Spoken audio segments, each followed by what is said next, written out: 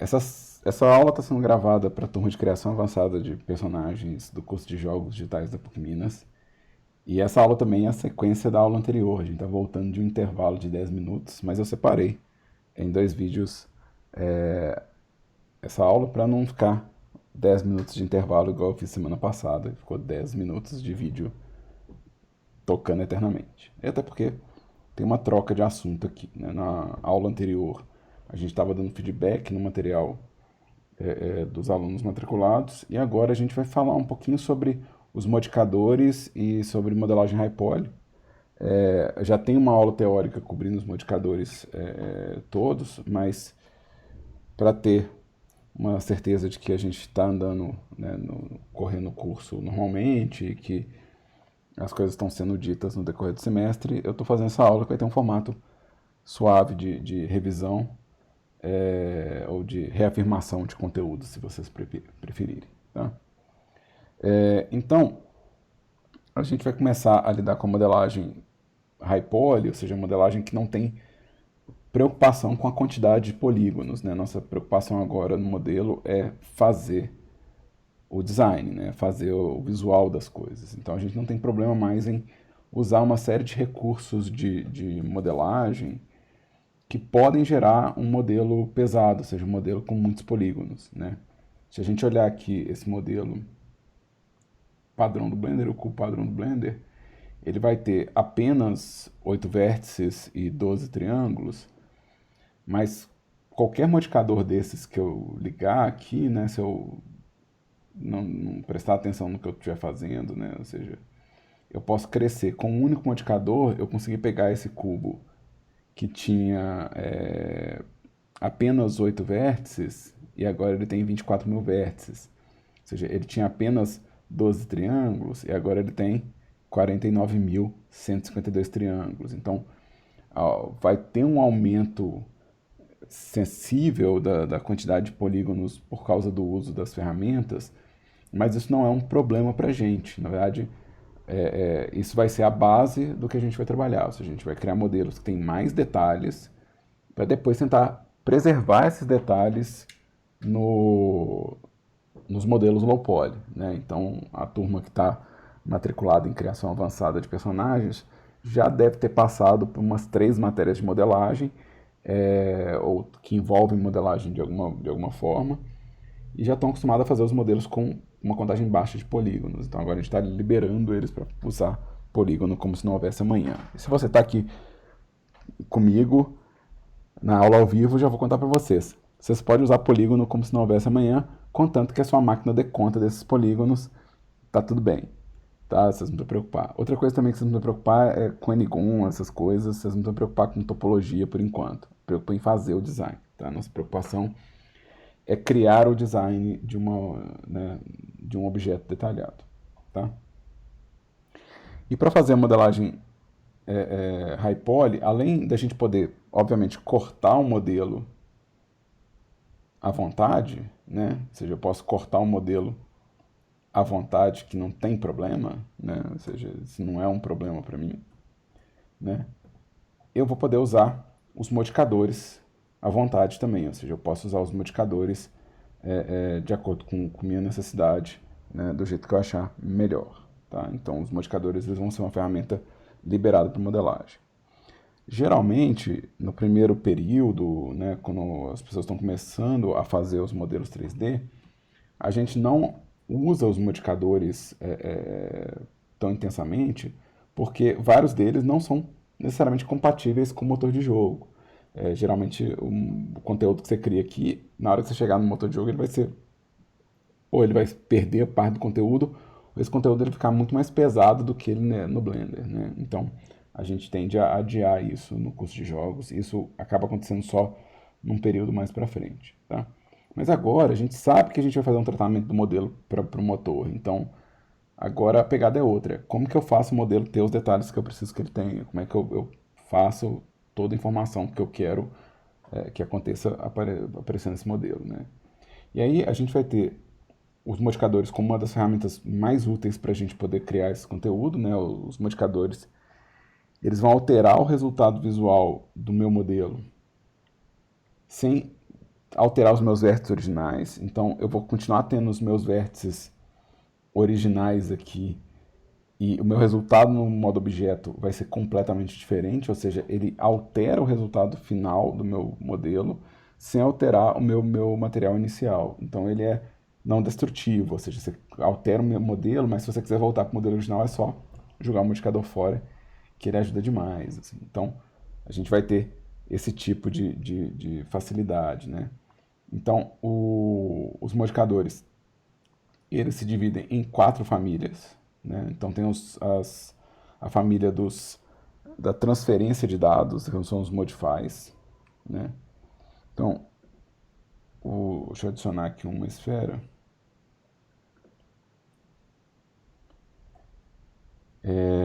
Então você pode, na verdade, transferir dados de um objeto para outro. Isso é meio raro, a gente normalmente não usa esses modificadores no curso, então eu não entro neles, não é porque eles não sejam interessantes, mas é porque até hoje, no curso de jogos, nunca houve necessidade da gente usar nenhum desses recursos dentro do Blender, né?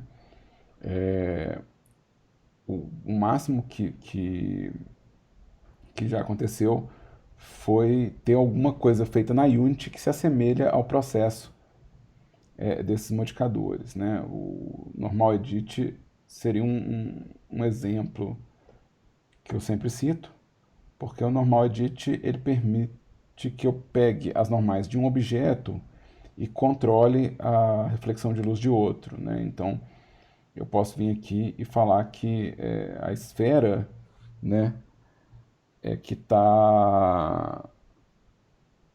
que vai alterar o comportamento das normais do meu modelo, né? Então é ela que vai ser responsável pelo resultado de normal do meu modelo.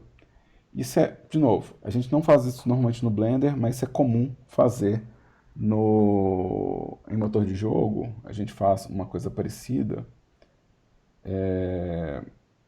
para poder ajustar luz de vegetação, né?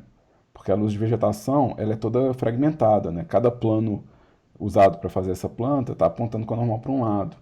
E se eu falar que uma esfera controla esse volume, as folhas elas vão ter uma direção de luz mais regular.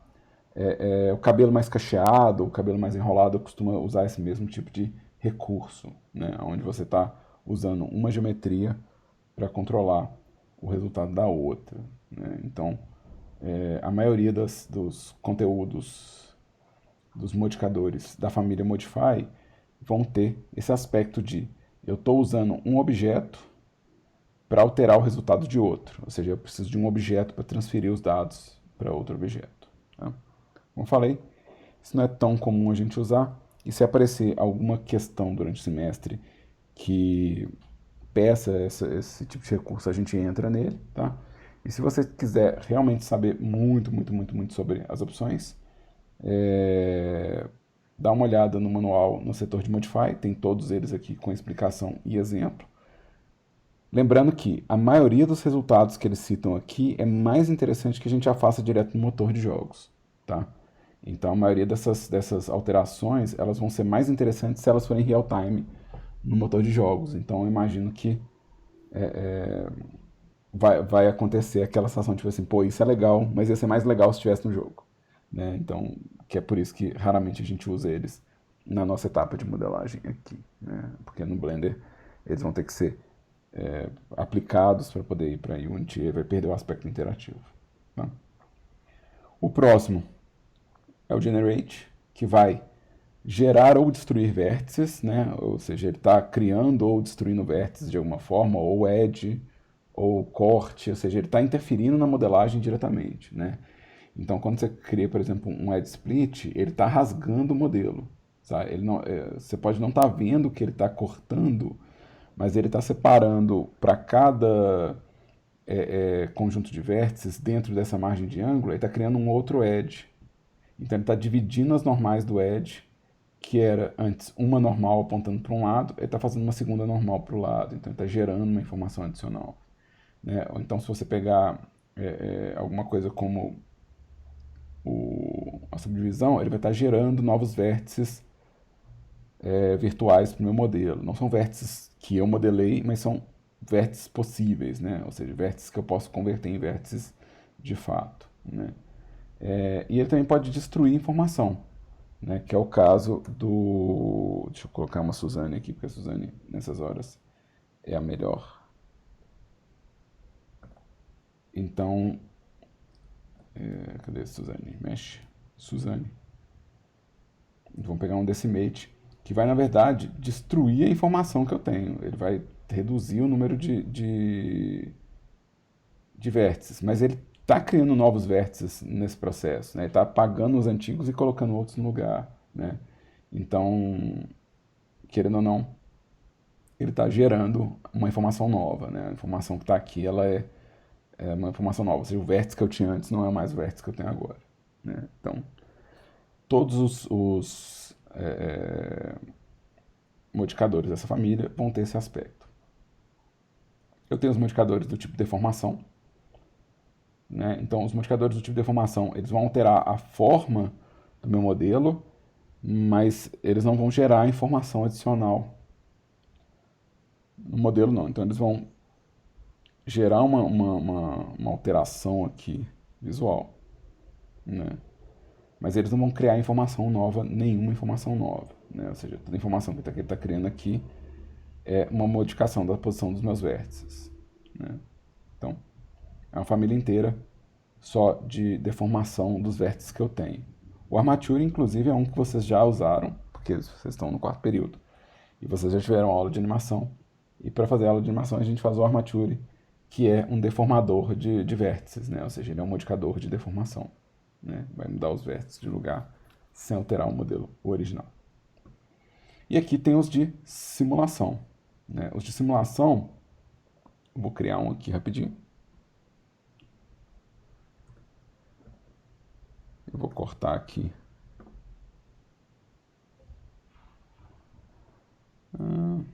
Acho que pode cortar mais. Assim tá bom. Os modificadores de simulação, eles dependem do motor de física do Blender, né? Então, se eu ligar isso aqui, ó, ele não vai me dar as configurações padrão igual os outros modificadores, né? Dá para ver que os outros modificadores, quando eu ligo eles me dão uma barra de configuração. Esse aqui, ele já vai falar, olha, as configurações estão na área de física, né? Então, ele vai me dar, na verdade, as configurações numa aba separada, porque ele depende da simulação física, então ele depende dos ajustes de massa, gravidade, sensibilidade a vento e essas coisas, tá? Então, esses modificadores, eles não vão ser configurados da mesma forma, mas eles também são modificadores, ou seja, uma vez que eu descartar essa modificação, a simulação para de acontecer, tá? Então, aqui só para dar um exemplo de simulação, né? Tipo, o simples fato de eu ter ligado uma colisão em um tecido já possibilita que o Blender simule a movimentação desse tecido, né? Então está usando o tempo, né? E está usando também as configurações de gravidade, física e massa do Blender, né? Então eu vou colocar aqui um shade smooth só para ficar mais bonitinho meu tecido. E vou colocar uma subdivisão só para mostrar tecido. Que, de novo, a gente pode usar exatamente para essas coisas, né? Ou seja, para criar uma forma que talvez seja chata ou difícil de esculpir, você pode usar os modificadores de simulação, né? Então a gente tem a possibilidade de usar esses modificadores. Os modificadores de física, eles também não tem uma opção de remoção por aqui. A remoção dele vai acontecer pelo próprio setor de física, né? Onde eu posso fechar qual que é o tipo de sistema físico que ele usa. Então, são essas 4 famílias de modificadores, tá?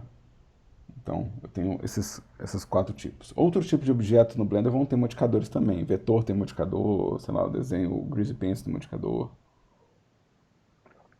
Então, a gente tem essas 4 famílias. Tá tranquilo aí até agora? As 4 famílias de modificadores, vocês estão captando a mensagem?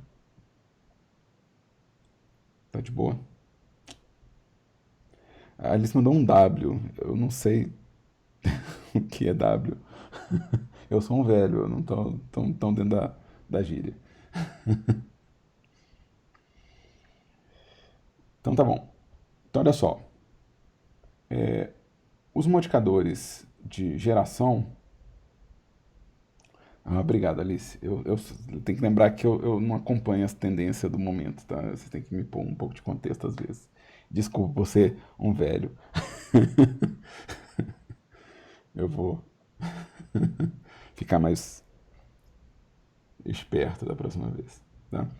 Então, esses modificadores a gente vai usar mais intensamente do que os outros, né? Esses aqui eles estão diretamente relacionados à modelagem, né? E são esses que eu quero abordar aqui, porque eles vão lidar diretamente com o processo de modelagem hard surface ou modelagem high poly. Então, esses aqui são os que me interessam mais. Não todos exatamente, eu não quero cobrir um por um, porque eu tenho um vídeo para isso, que já está online. Eu quero falar um pouco sobre o comportamento principal de alguns deles e como é que funciona realmente a lógica da inserção de um modificador. Tá? Então, quando a gente insere um modificador, né, a gente ganha essa barra, que é mais ou menos uma barra padrão, que é um cabeçalho padrão que todo modificador vai ter. Então, todo modificador vai ter um cabeçalho padronizado muito semelhante. Tá? Esse cabeçalho, ele tem o ícone do modificador que você está usando. Então, todo modificador tem um ícone de identificação. Ele tem um nome que você pode nomear o seu modificador. Eu não estou cobrando que vocês nomeiem modificador, mas ele pode ser útil nomear. Por exemplo, eu posso falar que esse modificador é minha repetição horizontal. E quando eu colocar um outro modificador, né, se eu colocar, por exemplo, um outro array, e editar esse array para ele ser em Z, por exemplo, ele pode ser minha repetição vertical.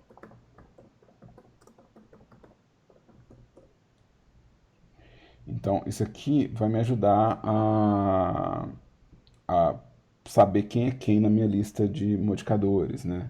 Então, você pode nomear se você quiser. Então, uma possibilidade. Tá?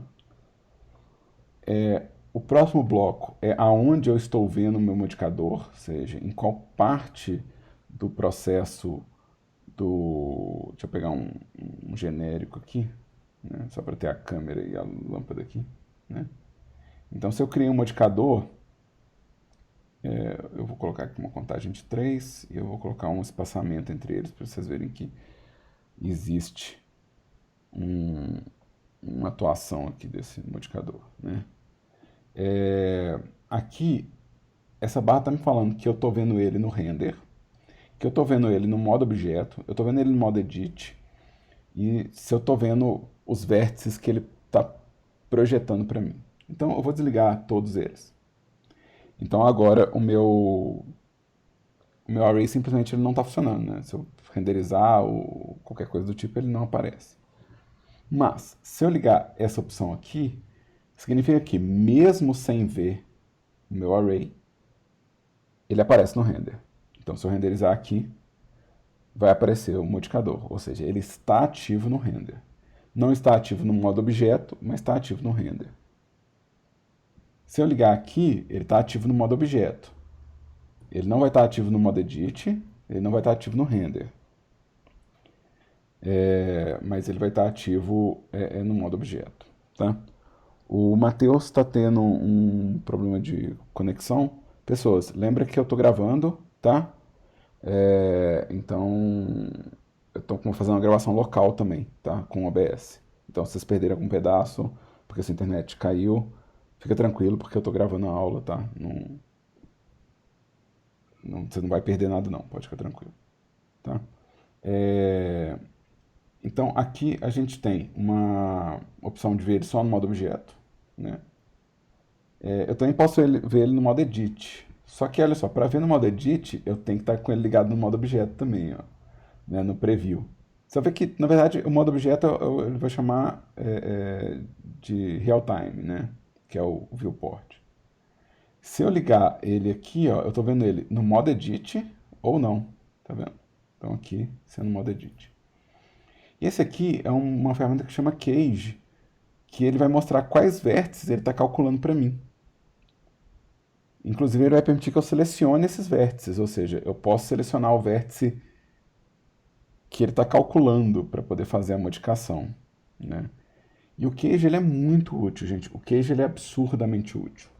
Deixa eu abrir aqui um exemplo do tanto que é útil o Cage. Tá? Eu vou desligar aqui várias coleções. Eu quero ficar só com a coleção do low poly. Tá? E o que acontece é que o Cage ele serve, por exemplo, eu posso usar o Cage do Armature no modo Edit para ver como que o Armature está deformando no modo Edit, inclusive para corrigir rig. Né? Ou seja, se tem uma parte do meu modelo que não tem influência, eu vou limpar isso aqui, né? Deixa eu vir aqui. E deixa eu pegar esses vértices e remover de todo mundo. Deixa eu pegar e... Ou seja, se eu tiver com o Cage ligado, ó, com o Cage, se eu desligar o Cage, minha saia fica no modo de repouso, né? Ou seja, minha saia ela tá aqui. Mas se eu ligar o Cage, ele vai falar assim, olha, é isso que está acontecendo com o seu modelo, né? Então, ele vai permitir que eu veja a deformação no modo edit e selecione a parte não deformada no modo edit. Se eu somar isso com o fato de que eu consigo ver os pesos de influência, deixa eu achar aqui o Vertex Group Weights, eu posso localizar o grupo que eu quero, né? Ou seja, eu posso vir aqui e localizar o grupo que eu quero para dar o assign. Ou seja, ele ajuda demais nesse processo de correção, né? Então, isso aqui, você poder ter o Cage como ferramenta, ele vai te ajudar a você, tá, então esse é o resultado que meu modificador está provocando. Né? Então é super útil. Espero que vocês não esqueçam desse recurso. Né? E eu sei que, principalmente, eu usei ele principalmente para correção de rig, onde eu sinto mais vantagem de existir a possibilidade de ver o modificador atuando. Ou seja, eu consigo ver, inclusive, como que minha animação está tocando no modo edit, ver, por exemplo, se algum vértice não está mexendo com a influência certa e editar a influência daquele vértice no modo edit, assim, que é absurdamente prático para a gente. Tá? Então, deixa eu voltar lá para o nosso arquivo genérico padrão. Vou adicionar de novo o modificador. Tá? Depois desse cabeçalho, a gente vai ter as opções do modificador. Né? Eu tenho 4 opções aqui no modo objeto. Né? Essas opções é o aplicar. O aplicar ele vai transformar esse cálculo virtual num cálculo real. Então, se eu fizer o apply, vai sumir o meu modificador, mas não vai sumir o resultado. Isso significa que aqueles vértices que ele calculou agora são vértices independentes no meu modelo. Né? Então, aplicar é geralmente o que acontece com os seus modelos quando você exporta para Unity. Assim. Na hora de fazer o FBX, vários modificadores são aplicados. Vários modificadores passam pelo apply automaticamente. Então, seu modelo ele fica diferente no FBX na hora que você faz ele, porque os modificadores não estão preservando aquela informação. Tá? Eu também tenho a opção de duplicar, porque às vezes eu realmente quero repetir a informação do meu modificador. Né? Então, eu vou ter a opção de duplicar. E eu tenho a opção de mover os modificadores na pilha também. Né? Então, ele vai me dar a opção de mover dentro da pilha de modificadores. Porque a ordem dos modificadores importa. Tá? A ordem que você coloca eles é importante.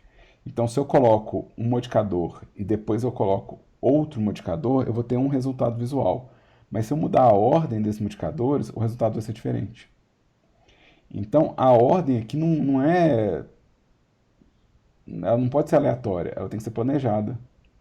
Então, é importante você colocar os modificadores numa ordem que vai gerar o resultado que você quer. Então, aqui, por exemplo, eu estou pegando meu modelo e primeiro eu estou fazendo a subdivisão dele para depois fazer o bevel dele. Se eu inverter, então primeiro ele está fazendo o bevel para depois fazer a subdivisão. Então a ordem desses modificadores é importante. Então por isso eu tenho um controle aqui. Tá? Outra coisa boa de falar é que você só vai ter acesso ao apply no modo objeto. Você não vai ter como dar apply no modo edit. Né? No modo edit você não tem como aplicar esses modificadores. Você tem que ver o resultado deles para poder conseguir aplicar. Tá? Então você tem que estar com acesso à visualização do resultado final. Aqui, o último desses botões dessa cabeçalho é o fechar, né? E você tem também uma alça que permite que você mude ele de lugar dando drag and drop. Ou seja, você pode só mudar a posição dos seus modificadores arrastando ele e posicionando. Tá? Então, esse cabeçalho ele é mais ou menos o mesmo, variando de um para outro, que talvez não tenha a opção de ver os vértices, ou não tenha uma visualização disponível. Né? Todos os seus modificadores vão ter esse cabeçalho mais ou menos comum. Tá? Para baixo, vai variar de modificador para modificador, porque cada modificador faz uma ação diferente. Então ele vai ter uma relação de cálculos de configuração diferente das outras. Tá? Parte do motivo que eu estou dando essa aula, apesar de ter um vídeo de modificadores já no YouTube, é que o layout desses modificadores modificou. Né? Então, antigamente o layout ele tinha uma coluna lateral e agora ele é todo verticalizado. Então agora as opções do meu modificador elas podem ser ampliadas de forma vertical. Então isso muda um pouquinho o quanto recurso o modificador pode ter. Né? Eles conseguem colocar mais recursos, né? E também te obriga a prestar atenção porque, por exemplo, o modificador Mirror ele ganhou um bloco inteiro de extras que vem por padrão minimizado. Né? O Subdivision Surface ele ganhou um bloco inteiro de configurações também que agora vem minimizado por padrão, mas você tem mais opções de atuação aqui embaixo. Tá? Então, fica atento com essas configurações que estão alocadinhas. Tá? E lembrando que para todas as configurações você tem a documentação do Blender explicando o que é cada uma delas. Certo? Deu para entender essa parte também, que é como que a interface base de um modificador atua?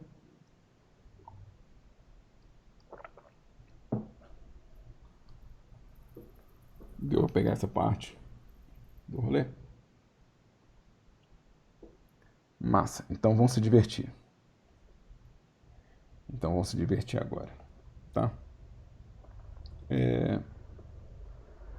Eu vou fazer alguma coisa aqui mais abstrata possível. Mentira, eu não vou fazer tão abstrata não, mas eu vou fazer uma coisa um pouquinho mais simples, né? No sentido de eu não quero perder muito tempo modelando e eu também não quero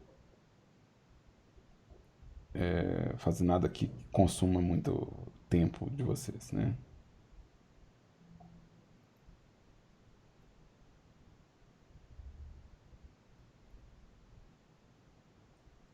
As mudanças são muito estéticas, né, Jonathan? As mudanças da interface do Blender desse último round, elas não foram tão dramáticas assim, né? Então, eu imagino que dá. E, na verdade, o Blender não perdeu configurações, né? Então, isso ajuda também. Se você tivesse perdido configurações, Ia ser tenso.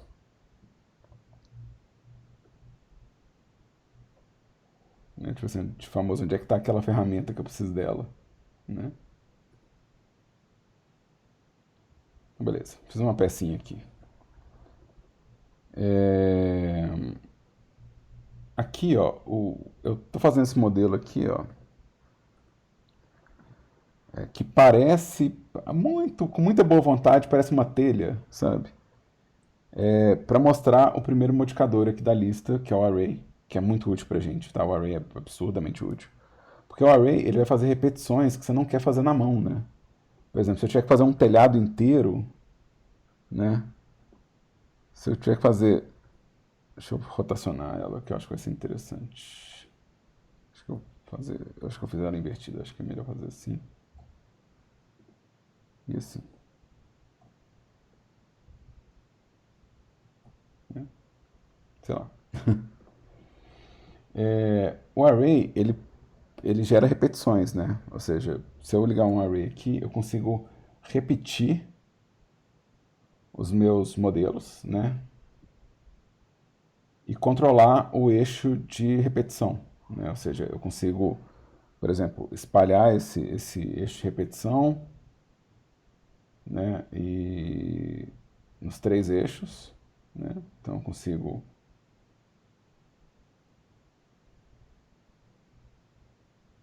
espalhar isso aqui.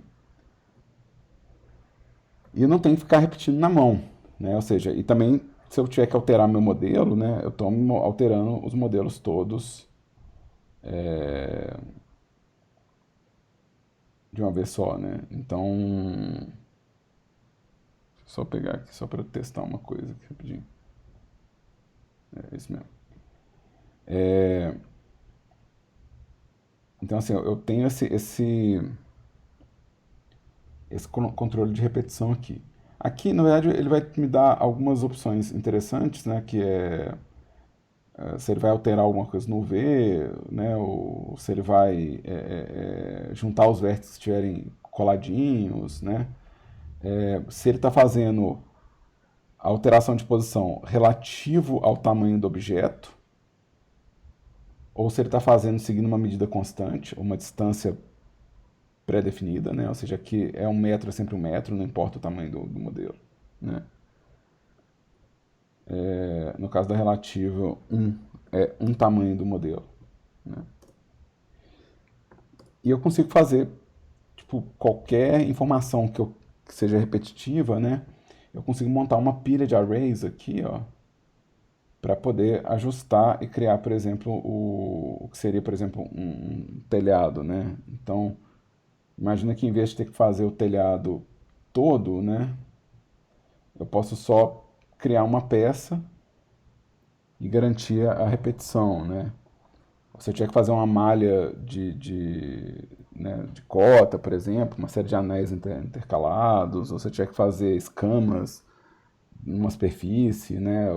Geralmente eu uso telha, porque telha é um negócio que gera um mapa de normal legal, ou seja, se você fizer umas telhas bonitinhas e depois der bake num plano, você consegue um mapa de normal massa, bonito de ver, e é uma otimização que você vai querer fazer, né? Ou seja, em vez de ter a casa com todas as telhas, você ter só o plano da casa, né? Então, esse é um exemplo interessante. Né? Então, o array, que é o nosso primeiro modificador, ele funciona fazendo essa repetição, tá? E ele tem alguns controles muito legais, assim, que vale a pena de fazer. Ou seja, além dos controles de mudar relativo ao tamanho do objeto, mudar relativo a um tamanho pré-definido, eu também posso criar objetos que fazem o controle dessa repetição. Né? Então, eu vou criar aqui um objeto empty, né?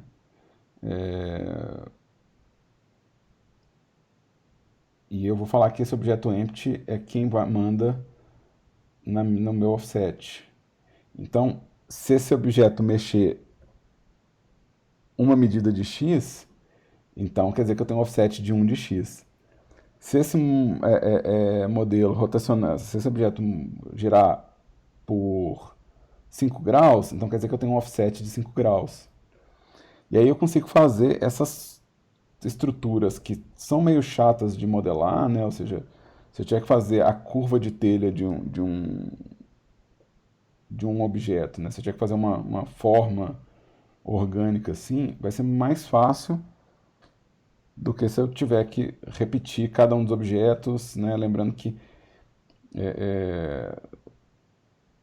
você pode ter uma alteração dramática de um para outro, ter que fazer tudo de novo, vai ser realmente muito cansativo, né?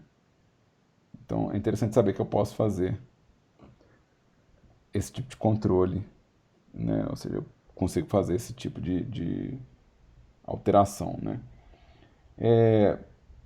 Além do merge, que é legal porque ele faz a junção, tem essa opção aqui que é o caps, porque você pode falar que ele tem um objeto específico no começo e um objeto específico no final.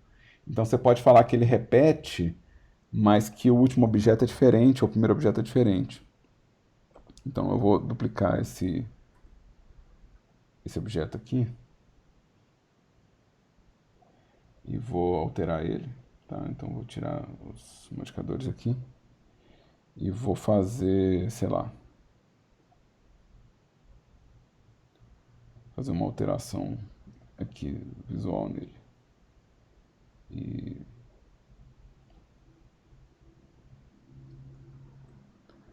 deixa eu rotacionar ele assim. E deixa eu puxar ele para cá assim, sei lá. Só para ser uma forma diferente. Então eu posso falar que meu cubo 1 ele é o que termina ou o que encerra o modelo. Então eu posso criar, por exemplo, uma peça que faz exatamente o arremate da minha fileira de array e posso criar um objeto que faz o arremate no final, né? Então ele vai conseguir criar esses arremates. Então, por exemplo, você vai fazer uma sequência de telha que tem aquele acabamento de ponta no final, você consegue modelar esse acabamento e encaixar independente do tamanho do telhado que você fizer, ele vai considerar esse array e ele vai encaixar no final. Tá bem massa esse recurso aqui. Tá? Bem legal.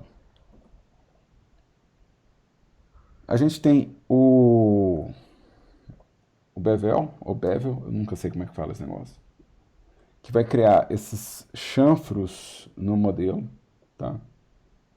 Então ele cria esses cortes adicionais no modelo. É muito difícil a gente ter uma quina tão afiada na realidade, assim. Uma quina que é tão afiada quanto isso aqui na realidade. O mais comum da gente ter na realidade são quinas levemente arredondadas, mesmo que seja só um pouquinho. Porque senão você ia cortar seu dedo em tudo que você passa a mão, sabe? Então é normal que tenha algum tipo de refilamento nas extremidades do modelo, tá?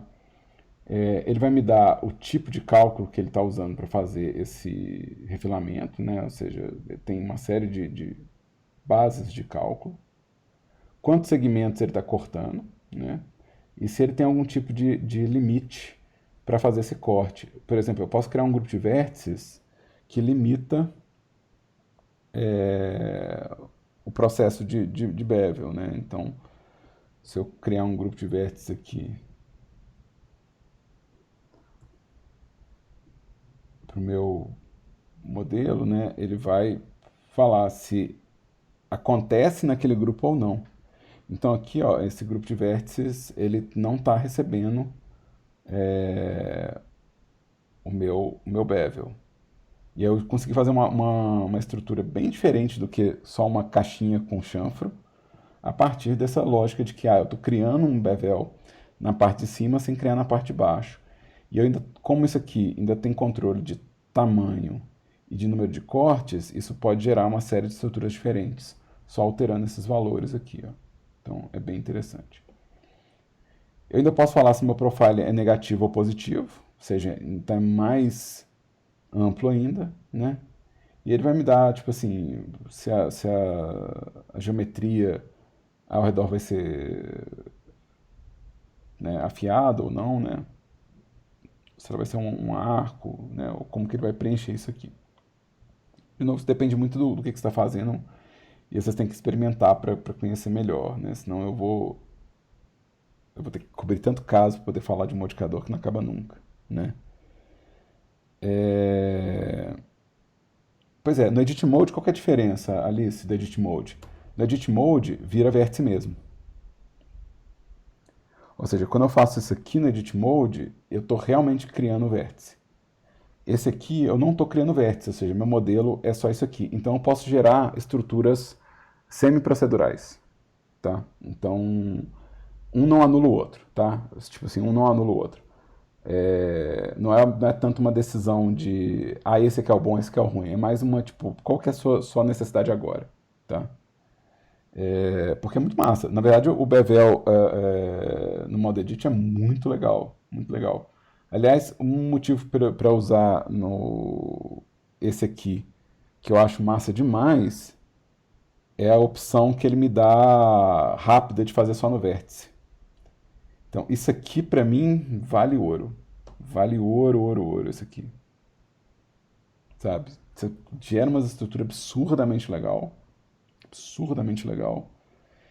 E é muito mais simples de fazer isso aqui no modo edit do que no Bevel, o tanto de coisa que eu tenho que configurar para chegar nesse resultado. De limite, de geometria, sabe? Não é tão direto ao ponto para fazer no vértice. Para fazer no edge, beleza. Para fazer no vértice ele não é tão direto ao ponto. Enquanto que para fazer no edge, isso aqui é muito legal porque ele não é destrutivo. Então se eu jogo fora, meu modelo está salvo. Então, é essa coisa. Variando de casa a casa, a gente vai usar um ou outro. E você não precisa mudar seu workflow por causa do que eu falei, tá? Você pode manter seu workflow, ele não está errado. Tá? Então esse é o Bevel. Adoro Bevel, adoro Bevel. Acho tão legal ele. Tanto esse quanto o Modo Edit. Acho massa demais. Ângulo. Deixa eu ver. Ângulo vai ser 10 vezes o modelo. Enfim, massa, massa. Por favor, usem, tá? Outro que a gente deve usar bastante é o Boolean. O Boolean também tem no Modo Edit, tá? O Boolean também tem no Modo Edit. Mas o Boolean, ele permite que eu pegue uma forma de um objeto, eu vou pegar aqui uma esfera, e que eu faça com que essa esfera altere a modelagem desse objeto. Ou seja, ele vai permitir que eu cave, que eu faça união, ou que eu faça outros designs a partir dessa esfera. Eu vou deixar essa esfera escondidinha, tá? Eu vou fazer, ela é uma esfera, não esquece que isso é uma esfera, tá? Porque eu vou vir aqui na visibilidade dela, no Viewport Display, e vou falar que eu não quero ver ela texturizada, eu quero ver só os limites dela, tá? Então, apesar de isso ser um cubo laranja visualmente, isso é uma esfera, tá? E aqui, ó, eu vou falar que a esfera afeta o meu cubo, tá? Então, quais são os métodos de controle que eu tenho? Eu tenho um intersect, que se eu levar a minha esfera para dentro do cubo, ele vai falar assim, então isso aqui é o seu modelo. Então, se eu pegar a minha esfera e trouxer para baixo, ele vai falar assim, tá, seu modelo é isso aqui, ó. Isso aqui é seu modelo. Ou seja, a interseção entre os dois objetos é o seu design. Se eu falar que é a união, ele vai falar assim, então beleza. Então, tudo isso é seu modelo. A gente usa isso bastante para juntar peça de escultura, de modelagem, a gente usa isso meio que nessa pegada. Mas o que está acontecendo aqui? Meu modelo, ele é agora essa soma, tá? Se eu entrar dentro desse modelo aqui, né, se eu pensar que isso aqui é um prédio e navegar nele, vocês vão ver que o domo está ali, ó. O domo ele existe no meu cubo. Então ele fez com que a minha superfície fosse o resultado dessa união. Né? Então, essa é a união. E a diferença ele vai cavar o meu modelo e vai falar, não, beleza, aonde eu tiver não tem modelo. Né? Aonde a minha esfera tiver não tem modelo. Então, se eu pegar a minha esfera aqui, né, e colocar no modo diferença, eu vou estar cavando o meu modelo, né? Então,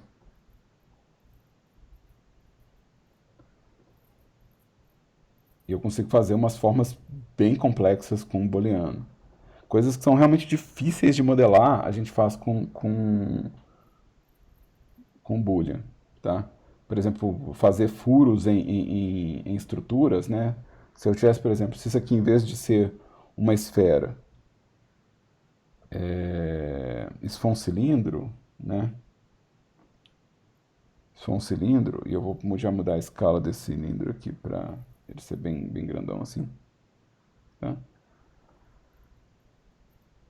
Eu vou poder fazer furos no meu modelo, tá? Eu vou poder fazer, né? Então, deixa eu pegar e vou esticar isso aqui, só para...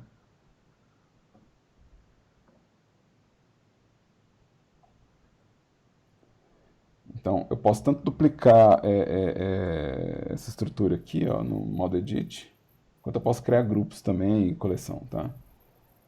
Mas isso aqui é uma estrutura que provavelmente a gente vai encontrar peças mecânicas que têm esse aspecto, né? Deixa eu dar uma escala em Z.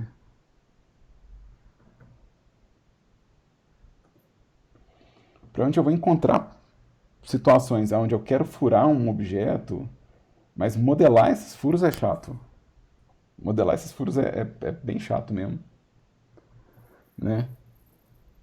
Então, pô, eu posso vir com eles e criar eles automáticos através de um booleano? Pode, né? Se você aplicar, né, se você der um apply, eu vou apagar aqui o cubo. Vocês vão ver que a geometria, ela não é super bonita, mas ela funciona, tá? Então, ela pode não ser bonita, mas ela funciona, tá? Talvez na Unity ela fique meio assim, tá? Mas é a vida. Tá funcionando, o player não precisa saber, né? O player não vai ver isso. Esse é um ponto também que muda no nosso processo de falar sobre modelagem high poly. Quando eu falo que a gente está lidando com uma modelagem de contagem alta de polígonos, talvez essas coisas aconteçam. E talvez você consiga usar esse modelo no jogo. E aí você fala assim, pô, mas esse modelo está com a topologia toda estranha. Tá sim, é verdade. Mas se ele não vai para o seu portfólio, ele vai ficar restrito ao jogo e ele está funcionando, não tem problema. Tá? Ou seja, não é isso que vai dar problema no modelo. Não é essa superfície que vai dar problema nele. Tá? Só não vai fazer bem pro seu portfólio, porque o cara vai falar assim, por que esse corte estão tão zoado? Né? Você vai ter que explicar, né? Mas para jogo funciona. Você pode texturizar, colocar lá, que não tem erro não. Tá? Isso aqui funciona dentro de um jogo. Talvez está um pouco pesado, talvez você tenha que fazer uma versão mais leve disso. E aí entra a retopologia. Ou seja, se você precisar de uma versão bonita disso e uma versão mais leve disso, a gente faz retopologia. Tá? Deixa eu colocar um subdivision surface só para ver como é que fica. Né? Obviamente que nem tudo vai funcionar automaticamente. Né? Ou seja, esses cortes eles talvez não funcionem com outros modificadores, mas não quer dizer que isso não sirva como uma superfície sólida. Tá? Deixa eu ver como é que o bevel fica. O bevel deve ficar bom.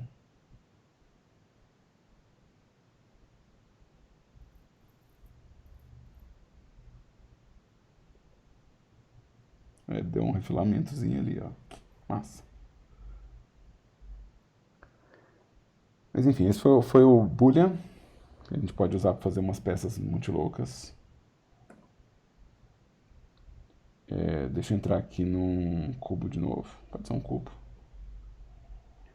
O build, ele vai animar o meu objeto sendo construído. Não tem muito uso para a gente em modelagem Hyperpoly, então estou pulando ele. E o Decimate, talvez a gente use para fazer retopologia. Deixa eu ter minha peça. Ou seja, talvez o Decimate, se eu tiver uma peça pesada, talvez eu use o Decimate para recalcular a versão low poly dele. Eu consigo fazer um low poly relativamente rápido a partir de um high poly. Eu consigo reduzir, por exemplo, pela metade os meus polígonos sem destruir tanta forma. Tá? Então esse é um dos recursos de retopologia que talvez a gente use no processo de fazer modelo. Né? O Decimate ele gera uma estrutura muito bizarrona. Mas ainda assim, funciona. Então é só ficar atento com o que você precisa. E essas estruturas bizarras, é só lembrar que geralmente elas não funcionam como deformação, mas como coisa rígida, geralmente está tudo bem. Pois é, para quem está fazendo extremo low poly, ele ajuda demais, porque você consegue gerar aqueles cortes triangulares. Para coisas orgânicas, ele funciona muito bem, porque para coisas tipo rocha, rochedo, metal, ele cria uns cortes muito style. E mesmo para fazer uma parte mecânica e uniforme assim, se você colocar os materiais, não vai dar para ver que ele é o Decimate, né? Então ele é muito massa, cara. Eu gosto demais dele. Eu gosto demais de como ele funciona, sabe? É, a gente acaba usando ele para algumas coisas mesmo, tá? Então é massa, massa, tá? O Edge Split, ele é a mesma coisa que o Alt Smooth, tá, gente? É a mesma coisa no sentido, é o mesmo resultado visual. Se eu quiser que as laterais desse objeto sejam suaves, né, eu vou usar um Alt Smooth e eu vou ter o quê? Eu vou ter essa superfície rígida e essa superfície suave. Isso é bem massa. Só que nem todo motor ele reconhece o Alt Smooth. A Unity reconhece o Alt Smooth, ela tem o mesmo cálculo. E às vezes você tem que aplicar esse processo na hora de exportar o FBX. E o Edge Split, ele vai fazer essa coisa, só que ele está cortando os edges. Então, na hora que você colocar num outro motor, ele vai funcionar. Ou seja, ele vai ser independente do motor para calcular. Ou seja, ele vai ser um resultado realmente na malha. Então, ele é massa quando você não tem essa compatibilidade do Auto Smooth entre motor e modelo. Tá? Então, é bem legal. A gente vai ter a máscara. A máscara é interessante pra caramba. Porque às vezes você está fazendo um modelo e esse modelo está complicado, tá? Esse modelo está complicado. E você precisa ver no modo objeto a mesma coisa que você faz no modelo de você dar um hide. Você vem aqui e dá hide, né? Essa mesma coisa. Tipo assim, eu quero dar um hide numa parte, mas eu quero que esse hide apareça no modo objeto. Então, se eu der um hide aqui, ó, no modo objeto esse hide não acontece. Se eu ligar, se eu pegar esses vértices e associar um grupo, né? Então, deixa eu dar um Alt H, deixa eu dar um assign aqui, ó. Ou seja, esses vértices fazem parte desse grupo. Eu posso criar uma máscara e usar esse grupo para poder fazer a máscara desse objeto. Então isso é muito prático para modelagem, muito prático mesmo. Quando você está modelando um negócio, você precisa esconder algo e você precisa que aquele pedaço escondido ele permaneça escondido mesmo no modo objeto. Então é uma espécie de super hide, assim, de super hide. E você pode editar ele, né? Porque você pode ficar trocando o grupo de vértices para poder fazer o funcionamento dele, ou você pode ter vários grupos de vértices, então é bem útil. Aliás, sempre fique atento em todo modificador quando você tiver a opção de grupo de vértices. Significa que você pode atuar numa parte só do modelo. Então, se você tem a opção de grupo de vértices no modificador, né, se não tiver, não adianta. Mas se tiver em algum lugar, então quer dizer que você vai poder aplicar aquilo só num pedaço, né? Então, dá uma olhada no que tem isso aqui, tá? Deixa eu apagar isso aqui. Já. Deixa eu adicionar um cubo aqui. E vocês já conhecem, mas não custa falar, né? Deixa eu fazer assim. Acho que isso aqui tá bom. Vocês já conhecem o Mirror, né? O Mirror vocês já usaram no semestre de modelagem de personagem. Só gosto de lembrar que o Mirror ele vai em todos os eixos. Então você pode realmente fazer uma forma bem mais complexa a partir do Mirror.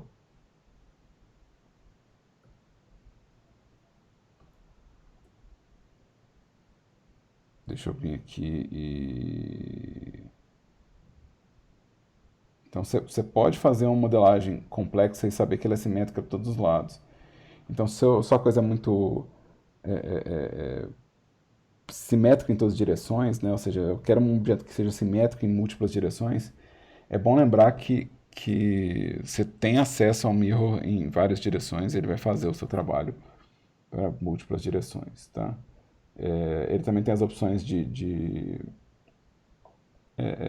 merge, de colidir os vértices, né, e eliminar as duplicatas, mas esse aqui, como vocês já conhecem, né, ou seja, vocês já usaram ele na modelagem de personagens, então eu não vou entrar demais nele não.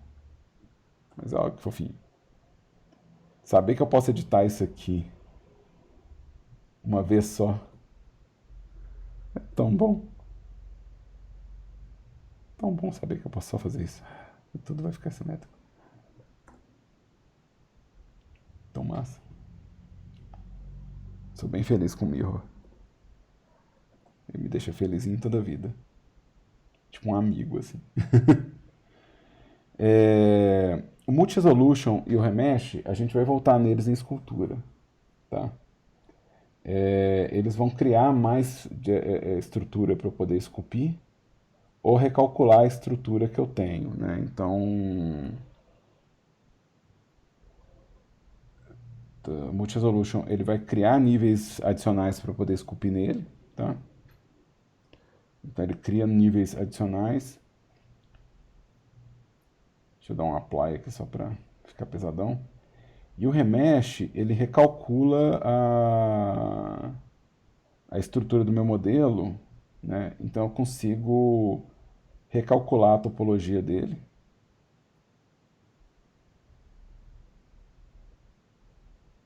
E a gente vai ver um pouquinho mais, ele faz um pouquinho mais de sentido na escultura. Mas nada impede vocês de testar e descobrir do que se trata.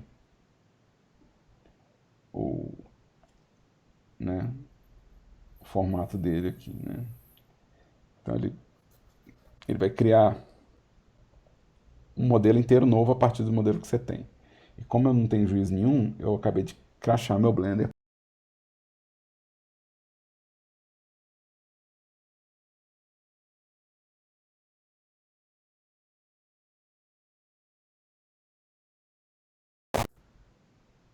Aí, agora foi. Não, eu faço isso toda aula, cara. Todo semestre eu faço isso. Eu não sei o que acontece comigo. Todo semestre eu pego e ponho um tamanho absurdo e quebro o meu PC. É inacreditável. É. Toda vez, todo semestre sem falhar.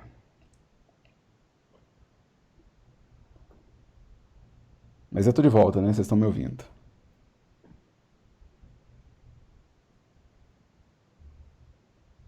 Tá, então beleza. É... Cara, o Screw é legal. Eu vou mostrar o Screw só porque é divertido. Vou mostrar o Screw só porque é divertido. O Screw é muito divertido. O Screw, o lance dele é que você usa, para fazer os modelos, você vai usar Edge, né? Você não vai usar face, né? Então você vai modificar a partir de Edge. Então, deixa eu colocar aqui assim.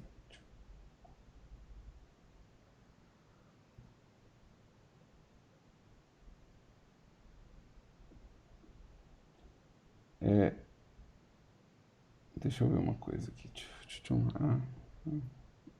eu fazer F. Beleza. O Screw, ele vai gerar para mim. Deixa eu fazer um extrude. Deixa eu fazer. Eu não gostei tanto dessa estrutura.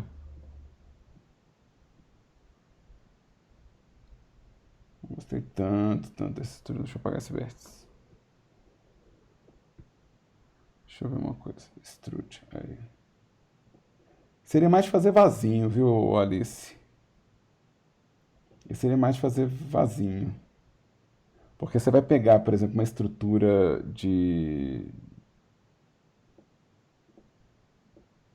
de edge e ele vai dar a volta para você. Então aqui eu falo qual que é o ângulo que eu estou dando a volta e quantos passos eu tô usando para fazer essa volta, né? Ou seja, quantos steps eu estou indo nessa volta. Lembrando que tem um valor para render e um valor para o viewport, tá? Então, se você quer que esse resultado seja o resultado do render, você tem que alinhar os dois, tá? Só que eu ainda acho ele mais interessante que isso, porque além dele fazer isso, eu tenho um controle de torção dele, ou seja, eu posso torcer ele, porque ele é feito para pensando em torção, né? E eu posso repetir a interação um certo número de vezes. Então, se eu sair repetindo essa interação,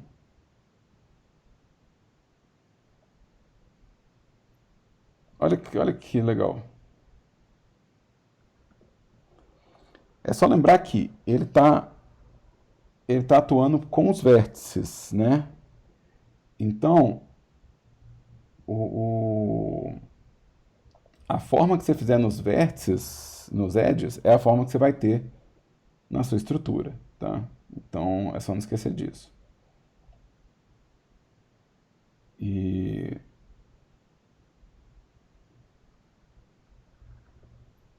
ele não vai atuar em face, tá? Quando você fizer face, ele vai começar a sobrepor conteúdo, né? Então, se você fizer uma face vai invadir a outra e vai começar a dar artefato. Então, se você usar a face, olha, começou a aparecer os artefatos aqui, ó. Mas qualquer forma que você quiser fazer, na real. Então, deixa eu apagar isso aqui, ó. E vamos colocar de novo aqui, ó. Então, a forma que você quiser fazer aqui é a forma que você vai ter. Não tem muito erro, não.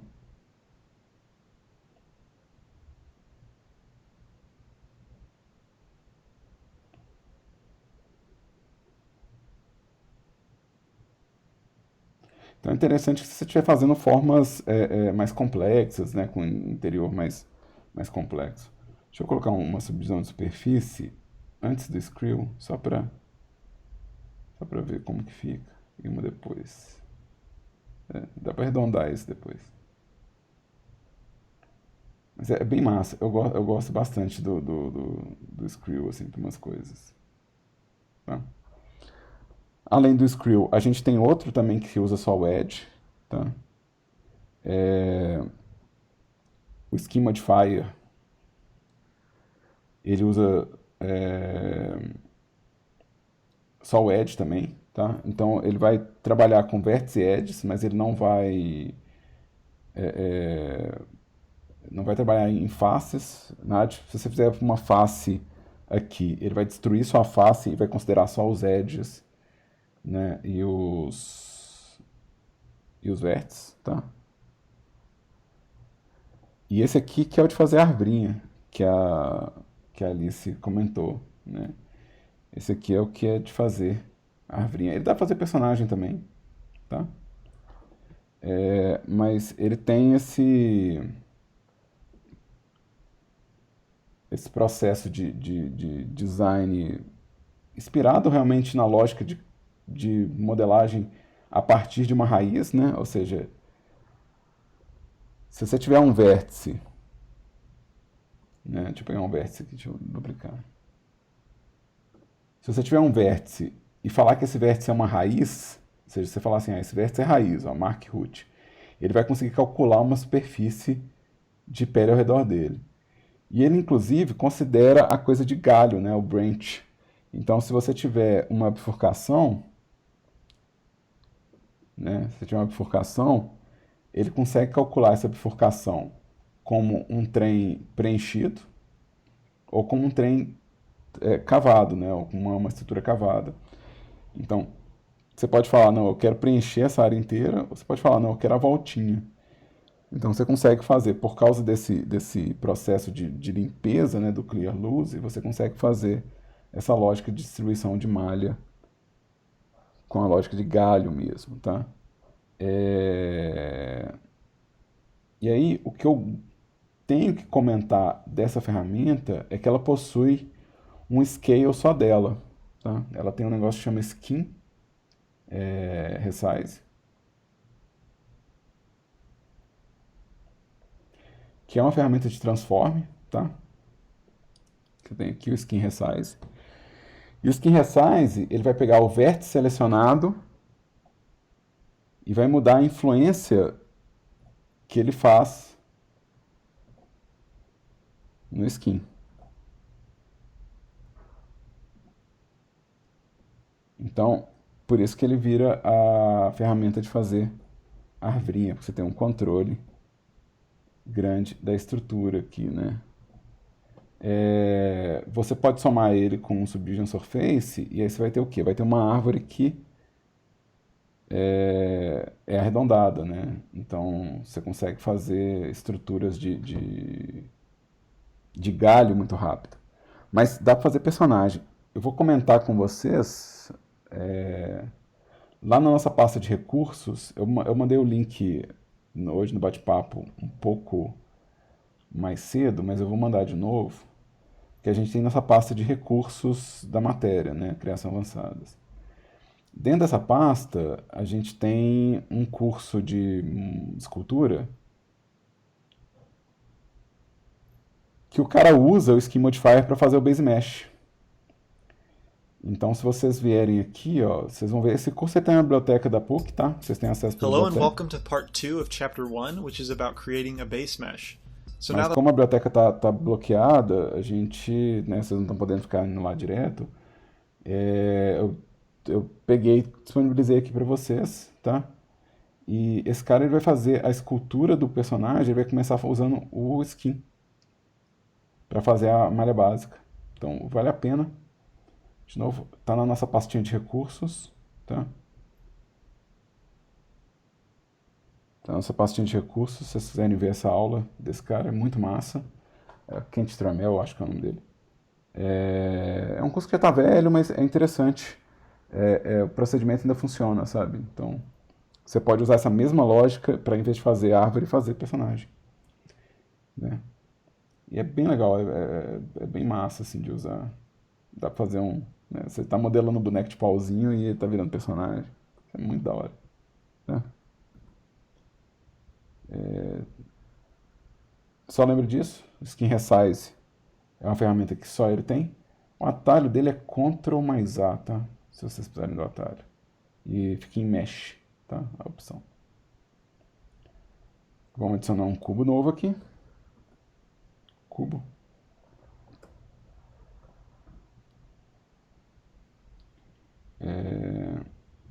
E aí a gente chega na que eu acho que é mais importante a gente concentrar na modelagem High Poly, que é o Subdivision Surface, tá?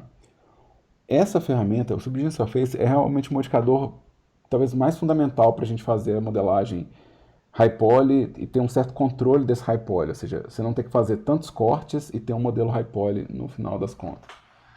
O que a gente chama também de modelagem Hard Surface, né? Ou seja, a gente também chama isso de Hard Surface Modeling, mas não é necessariamente Hard Surface. Você pode usar ele para fazer modelagem ponto final, sabe? Que é o quê? O Subdivision Surface ele vai pegar os meus vértices e ele vai calcular o ponto médio que tem nos ângulos desses vértices para gerar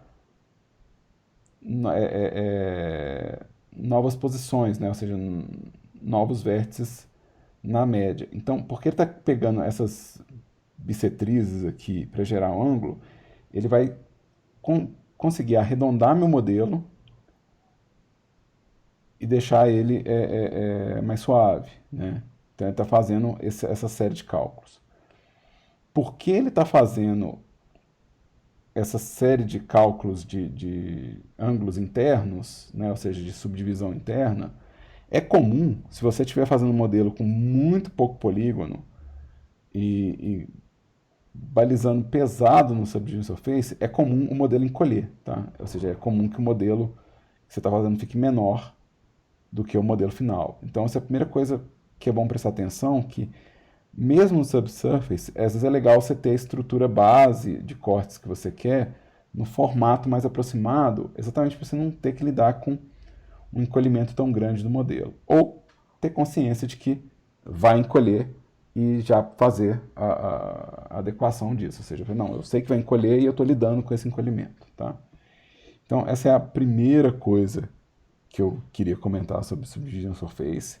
Né? Ou seja, ele vai ser pesado, que a gente vai usar para fazer modelagem high poly, assim, para quem não está podendo esculpir ou usar o sculpt, ou quem fazer uma malha com certo controle, ou quer fazer algo que tenha um pouquinho mais de solidez ou pareça mais polido. Essa vai ser a nossa ferramenta principal. Tá? Então, depois, eu queria lembrar que, mesmo que você vá usar ele, é interessante você não confiar tanto nessa divisão, porque ela é exponencial, então corre muito risco dela ficar pesada muito rápido.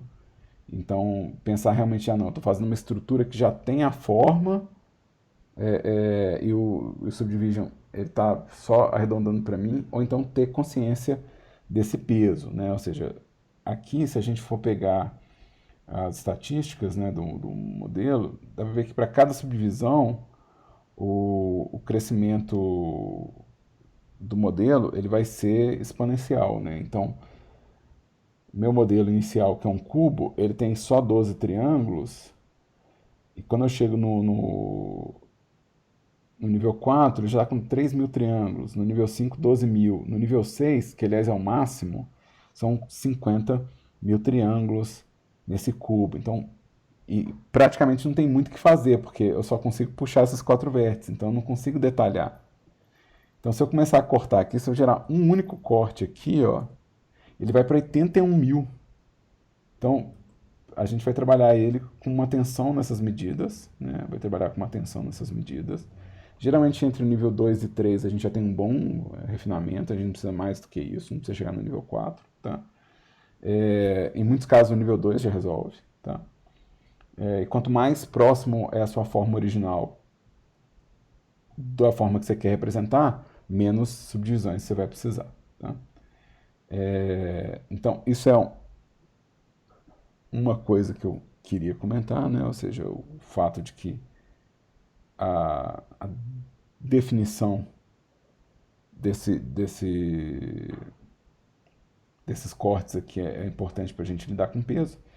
E outra coisa que eu quero comentar é que o Subdivision, é possível fazer uma área arredondada, ou seja, é possível manter essa área mais plana ou mais reta, né? Ou seja, imaginar que eu tenho uma parte do modelo mais arredondada e outra parte do modelo mais reta, né? Ou seja, mais planificada, tá? Ou seja, tem como a gente segurar a estrutura de corte.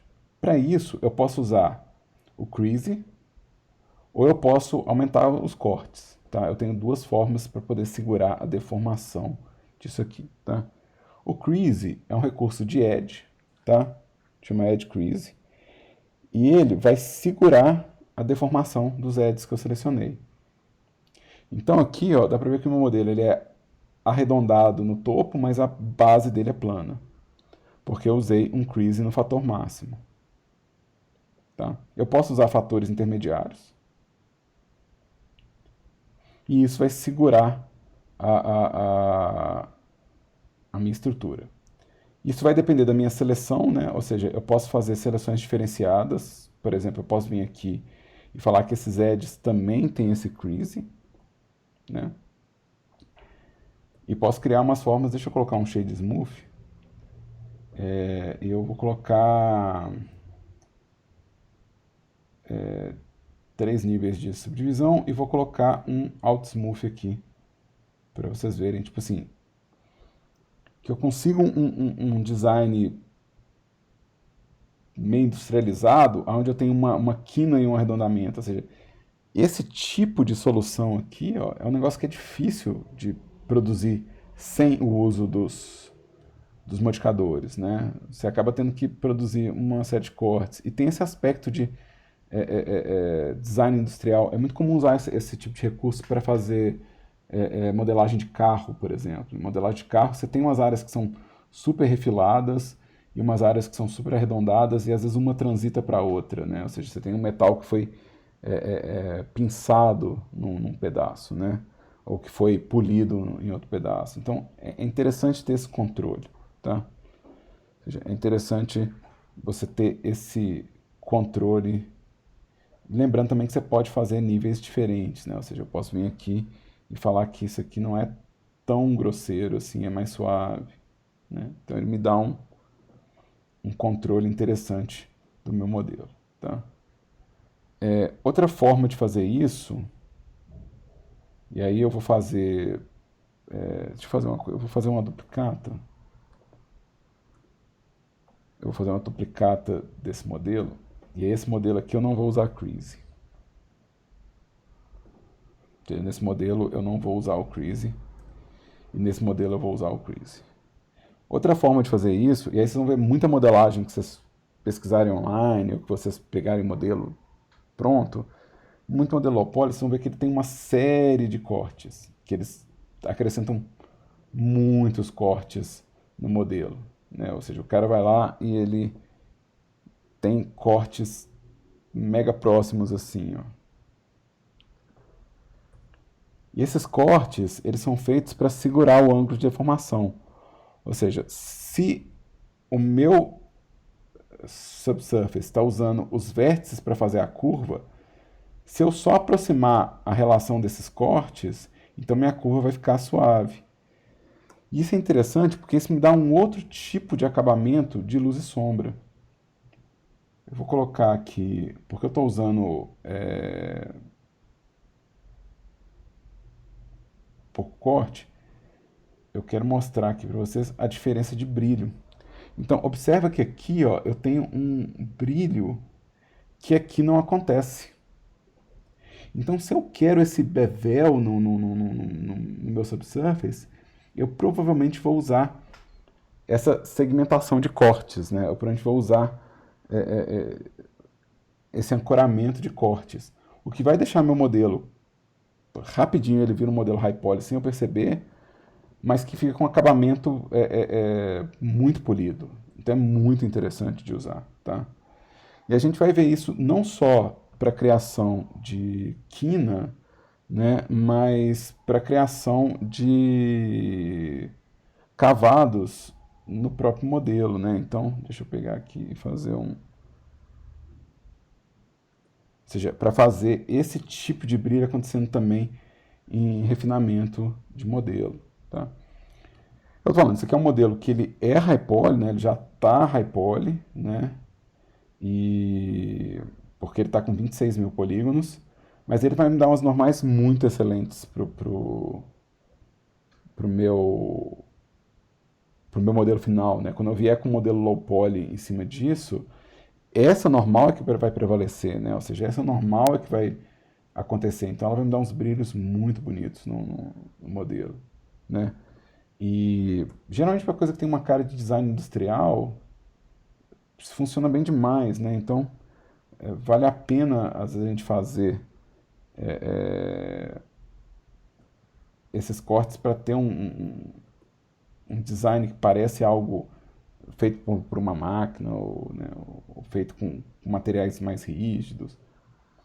Mas ele também funciona para personagem, ou seja, mesmo recurso que eu estou usando para fazer uma coisa mais industrializada, eu posso usar o mesmo recurso para fazer um personagem e ter o design de pele. Na verdade, aí se vocês forem nas aulas de demonstração de modelagem, vocês vão ver que boa parte do que eu modelei nos meus personagens é isso aqui, sabe? É tipo a modelagem usando o Subdivision Surface, em parte porque eu sou velho, e aí eu volto naquela coisa de eu sou velho, eu não entendo as gírias, eu também sou velho, eu não entendo o mundo, né? Então eu aprendi a modelar antes de escultura ser uma coisa. Então, isso é o quão velho eu sou. Então, antes de escultura ser o que é, uma ferramenta muito prática e acessível no monte de software, o que a gente fazia para modelar personagem era criar a estrutura de, de topologia do personagem, né? Deixa eu dar um extrude aqui, um merge no centro. Merge no centro. Deixa eu dar um extrude. E deixa eu pegar e dar um proporcional edit.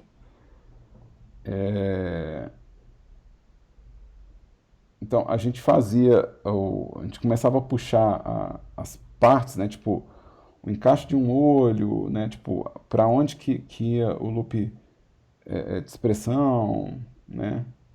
Usando proportional editing e refinando com o Subdivision Surface. Então, se vocês pegarem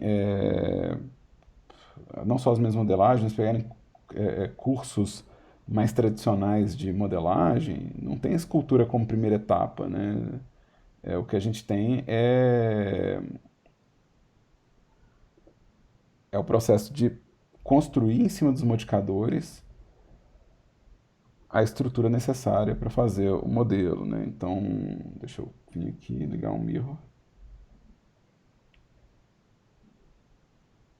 Colocar um clipping. Grab em X, grab em X, grab em X. Deixa eu fazer um corte aqui para o nariz. Vamos ligar de novo isso aqui. Grab. Ligar. Então, assim, eu estou fazendo aqui só o raciocínio, tá, gente? Lógico que eu não tenho design nenhum, vai saber o que vai sair disso aqui, né? Se ficar bonito é milagre.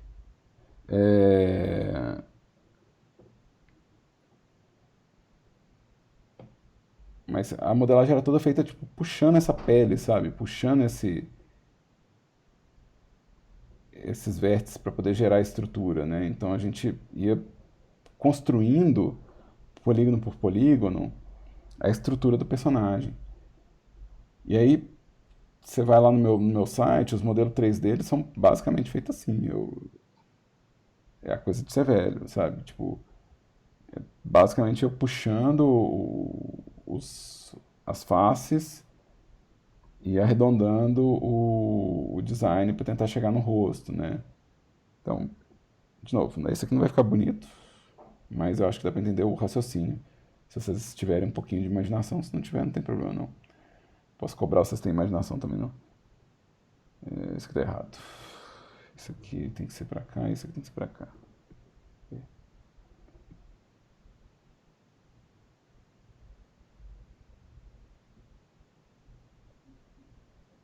Beleza, aí aqui eu consigo fazer de onde é que viria o volume da boca, o volume da bochecha. E aqui, de onde que viria o volume do nariz.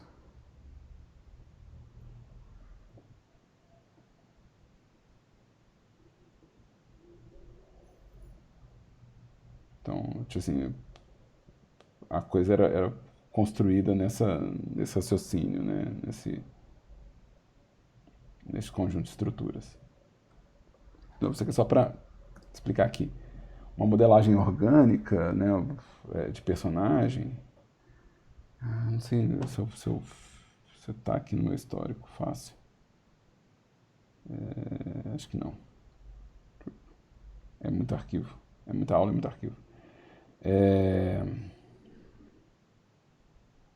Uda. Cadê Uda? Deixa eu ver se eu acho aqui. Eu quero categoria. Eu quero 3D.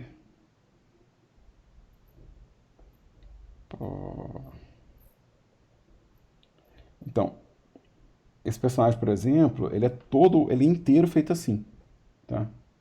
O personagem ele é todo feito com esse processo de modelagem, ou seja, ele não usa escultura, tá? Ele é todo feito puxando vértice e encaixando peça, né? Então, quando eu falo personagem, não, a calça, sim, mas a pele, né? A parte do personagem, mesmo clavícula, barriga, aqui eu fui tudo modelando. Eu só usei o brush de escultura para fazer as dobras da calça. E mesmo assim, parte das dobras é modelado. Nem toda modelagem, nem toda dobra é feita assim. E aqui você vai ver que assim, tem essa modelagem de subsurface, de hard surface acontecendo pesado no tênis, né? No tênis é basicamente a estrutura de subdivisão de superfície, né? Booleano fazer os buracos do tênis. Então os buracos do tênis é booleano, né? E o pesado é a subdivisão de superfície, né? Então, provavelmente a ferramenta mais usada dos modificadores, né? Ou seja, na hora que vocês estiverem modelando uma coisa high poly, que você fazer as curvas, os detalhes, provavelmente é onde vocês vão gastar bastante seu tempo, na subdivisão de superfície, tá? Além disso, a gente tem o Solidify, eu uso ele demais, principalmente quando eu preciso ter certeza que vai ter estrutura por dentro e por fora de um modelo, né? Então o Solidify, ele vai fazer essa estrutura aqui. Inclusive, eu já usei o Solidify para trabalho, para vida de fazer modelo. Deixa eu pegar aqui X. Para fazer desenho de arquitetônico. Teve cenário que eu tive que fazer, uma casa, e aí para fazer a estrutura geral da planta, né, eu usei o Solidify, né, ou seja, foi o Solidify que permitiu que eu fizesse a estrutura geral arquitetônica, né? Ou seja, eu tinha a espessura da parede, né? E eu tinha o design de planta, né? A única coisa que eu tive que fazer diferente aqui foi ligar o contorno uniforme, né? E aí eu fiz a estrutura toda de parede de um cenário assim. Mas é muito comum eu usar, por exemplo, para ter já a parte de dentro das normais, né? Então, por exemplo, eu não preciso ter o preenchimento. Então eu posso ter só normal interna e externa. Então eu posso modelar meu modelo, que é só um plano, né? Tipo bandeirinha, casaco, né? Vestido, essas coisas que eu sei que eu vou precisar inverter a normal, sabe? Eu vou precisar ter a normal por dentro, mas eu não quero ter trabalho na hora de irrigar, não quero ter trabalho de ficar duplicando. Então o Certify ele vai fazer isso por mim, né? E ele permite também que eu faça preenchido, né? Ou seja, se eu quiser que tenha beiradinha, isso também vai acontecer, né? Então se eu fizer, por exemplo, modelagem um lugar que eu usei Certify completo, geralmente eu uso em cinto, alça, né? Mas nesse cinto aqui desse personagem, a lateral do cinto ela é preenchida e ela é um Certify. Então, se a gente. Eu consigo abrir essa imagem?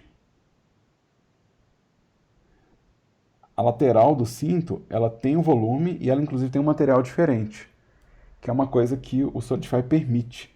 O Solidify permite que a lateral tenha um material diferente do material da parede. Então você pode criar um material só para beiradinha e identificar ele aqui pelo índice, né? Ou seja, você cria um material principal e cria um material para lateral. E ele vai falar ó, índice 0, índice 1, né?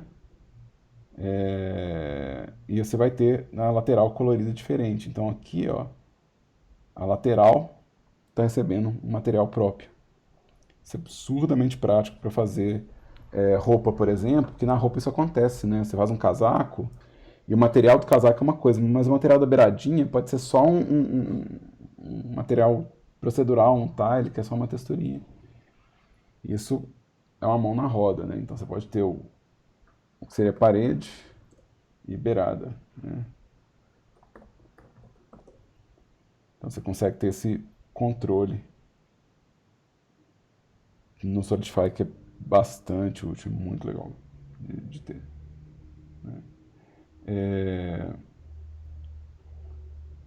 A gente tem um modificador novo que é. A gente tem um triangulate que vai fazer o modelo todo ficar triangular, ou seja, vai cortar os triângulos no modelo. Isso é bom para quem está fazendo low poly, tá? Se você estiver fazendo um jogo que é extremamente low poly, isso aqui é um jeito legal de você garantir que os cortes do seu modelo low poly vão estar no lugar que você quer. Eu fiz um jogo com o Marcelo Neri e alguns alunos do curso, tanto 1 milhão de anos atrás, quando o jogo ainda era de pedra.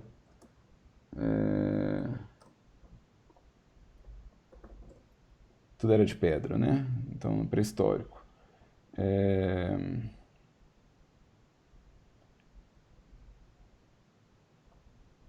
Não sei se eu acho um vídeo dele. Talvez não tenha mais o vídeo. Mas ele participou de um SB Games e. Não, não. Esperança, gameplay. O vídeo está fora do ar porque já foi há muito tempo. Mas era um jogo extremamente low poly e eu lembro que a garantia de que os triângulos estavam cortados do jeito que eu queria era através desse modificador. Então a gente. Né, ou seja, você pode definir os cortes do triângulo mudando a direção deles. Né? Ou seja, você tem um controle. Né? Ou, por exemplo, se você quiser cortar só os n-gons, por exemplo, você pode falar, não, só corta acima de 5, né? E aí ele vai pegar os n-gons e já vai fazer os triângulos. Tem boas funções. A gente tem o Volume to Mesh. O Volume to Mesh é um modificador novo, então não vai estar no outro vídeo.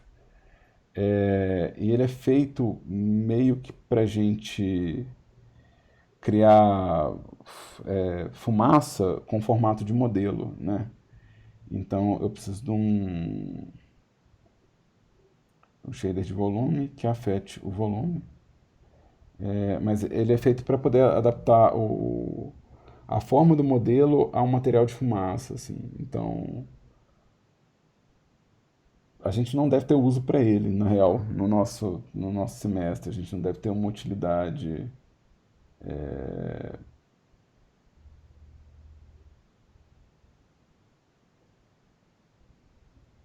Né? Eu teria que configurar ele aqui para poder definir como que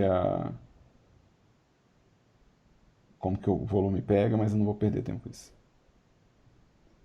Dá pra fazer firula no render para fazer sprite, essas coisas, mas aí faz mais sentido falar dele na hora que a gente chegar em shader. Porque ele depende do shader, né, pra gente poder fazer fumaça. Então, fazer ele agora, tipo, eu vou ter que entrar num monte de coisa de shader pra poder explicar, então faz mais sentido a gente voltar nele depois. Tá? Então, para modelagem high poly, que é o assunto que a gente está nele agora, não deve fazer muito sentido usar ele por enquanto. De novo, se aparecer alguma situação dessas, vocês me avisam, porque a gente dá os pulos. Tá?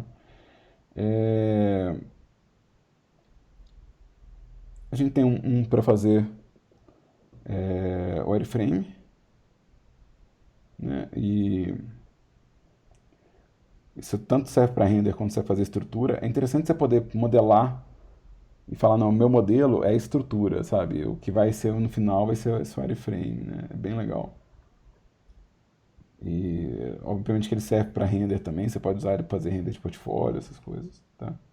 O Weld, eu vou ter que consultar o manual. E aí, o Weld eu não lembro. Qual que é a do Weld? Minha memória não tá tão boa assim. Weld Modifier.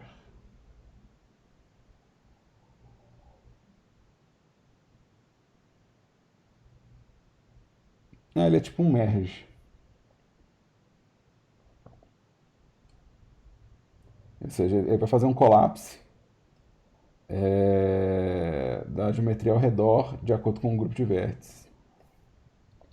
Então, esse aqui eu nem nunca usei, para ser honesto. Então, eu ainda não tenho uma noção de quando que ele é útil. Mas ele é um modificador que vai ter um colapse nele, né? Então, provavelmente eu vou ter que criar um grupo de vértices e testar ele. Eu nem sei se eu sei fazer ele funcionar, para ser honesto. Mas ele é um colapse. Vou testar ele aqui. Weld. Deixa eu ver se eu... ele é um colapse. E ele vai colapsar a geometria linkada. Ele não está pegando a que não está linkada ao redor dele. Beleza. Talvez ele funcione com uma variável do decimate, se bobear. Um pouco mais destrutivo. De novo, eu nunca usei, ainda não achei um caso para usar. Mas se eu descobrir, eu já falo com vocês. Deixa eu associar isso aqui também a sign. Mas é interessante. Ele pode fazer um trabalho tipo de decimate a partir de um espaço, né? Se vocês pensarem em alguma coisa, algum jeito de usar isso, vocês me avisam. Eu não sei como usar ele na real, não. Tá? Eu tenho que experimentar ainda para descobrir. Mas, de novo, esse aqui, ó, gente, esses modificadores são os que a gente vai usar pesadão para criar nossas estruturas de high poly, tá? Os deformadores ajudam também, tá? E já tem a aula online dos deformadores também, que eu cubro todos eles. Mas para mim é importante que vocês já tentem, no processo de fazer os modelos de vocês já tentem fazer algumas peças, considerando assim, não, tem peça que é melhor para esculpir, tem peça que é melhor fazer modelagem high poly. Então tudo que tem esse aspecto mais industrial, por exemplo, é mais fácil fazer esse acabamento polido industrial com a modelagem high poly em vez da escultura, é mais rápido. Então, se o seu personagem tem peças, né, igual as ombreiras, de repente vai ser uma coisa que você não vai esculpir, você vai modelar.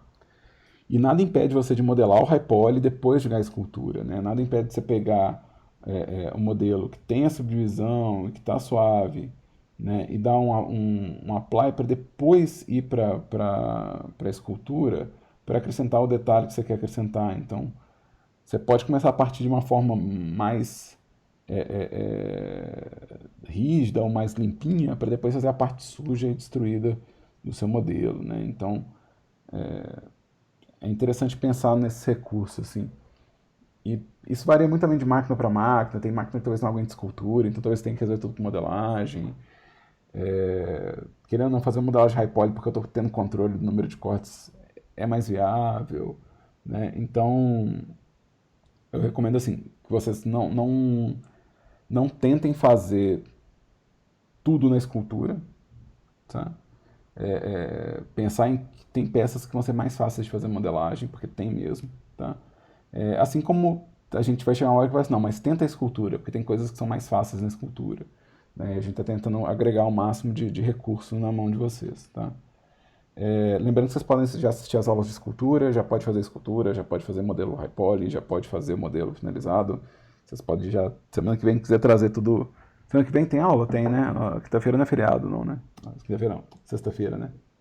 Sexta-feira tem aula normal, não tem? Eu acho que é só até quarta-feira. Mas enfim, se vocês quiserem trazer um modelo pronto, finalizado, na sexta que vem, eu não vou achar ruim. Eu não vou achar ruim. Mas se quiser trazer, por exemplo, só um teste de modelagem, se você só conseguiu fazer, sei lá, a fivela do cinto, traz também, tá? A primeira metade da aula geralmente é para feedback e dúvidas, né? E eu estou deixando a segunda metade para teoria. E dependendo de como vocês estiverem, eu posso correr ou adiar a teoria, porque eu já tenho todas as aulas gravadas, então meio que eu posso flexibilizar o horário de aula de acordo com as necessidades da turma, tá? Tá compreendido? Alguma dúvida, pessoas?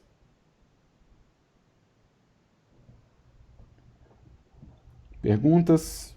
Pode fazer. A gente tem até 6h50, obviamente, para tirar dúvidas. E lembrando que, durante a semana, se tiver dúvida, vocês podem subir o modelo na pasta Temp e podem me chamar ou no Discord, ou no Teams, ou no SGA, que eu estou respondendo nas 3 plataformas. E tem, além dessa aula que está sendo gravada, já tem na nossa playlist essa aula dos modificadores de Generate, separadinha, está lá no nosso playlist.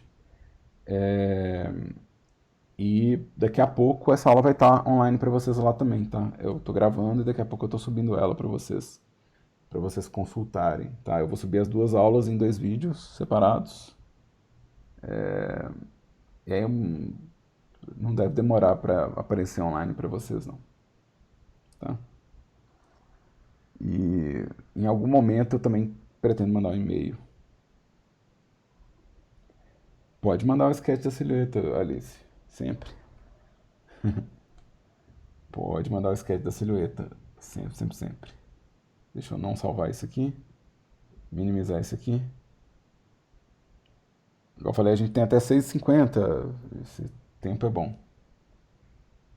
Deixa eu mover isso aqui.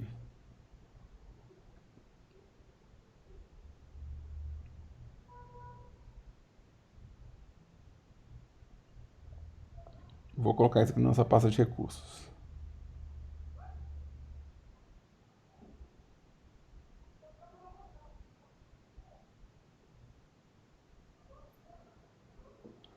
Ó, os brushes que você mandou estão lá na pasta de recursos, viu, Alice? Obrigadão pelos brushes. Olha o sketch da Alice.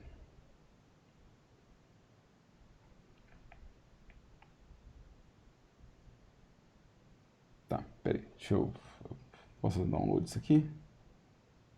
Fazer download.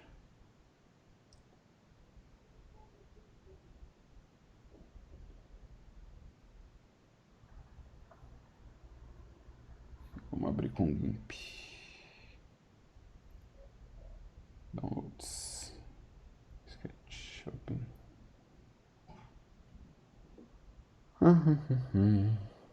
Ó, o que eu vou sugerir, tá? Essa é a sugestão, tá? Como é que tá? Meu brush tá aqui, ó.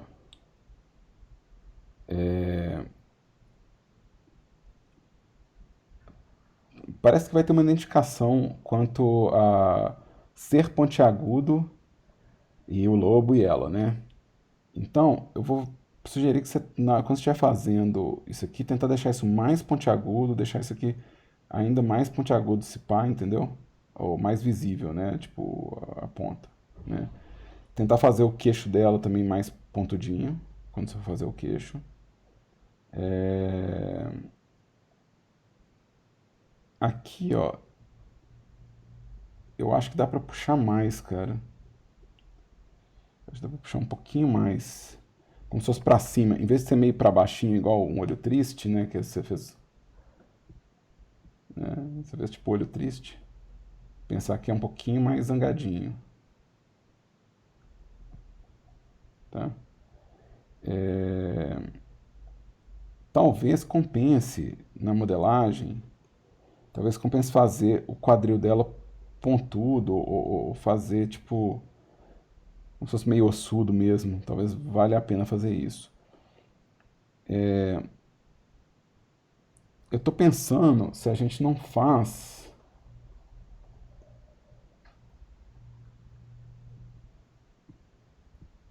Eu falo pra você experimentar, experimenta alguns designs aonde tipo a manga faz pontas diferentes, tá? Só experimenta. Esse caidão do tecido pode deixar a coisa meio lânguida, meio molenga, assim. Eu acho que é mais interessante que ela seja um pouquinho mais rígidazinha, sabe? Nessas extremidades.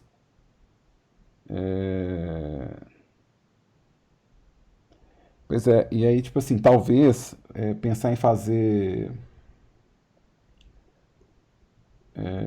ou a bota pontiaguda, ou na mesma lógica tipo assim, fazer tipo com que a ponta da bota em algum lugar apareça mais, né? Talvez na lateral, quando você olha lateralmente, você tem o cavado, não sei. O que eu tô falando é, põe mais ponta nesse negócio, põe mais ponta nesse negócio. É, eu tô achando que o chapéu, você fez ele caidinho, mas talvez a gente faça ele subidinho na hora de animar, isso acho que depende da animação. Mas o que eu ia ver, assim, será que a gente consegue fazer a estrutura do lobo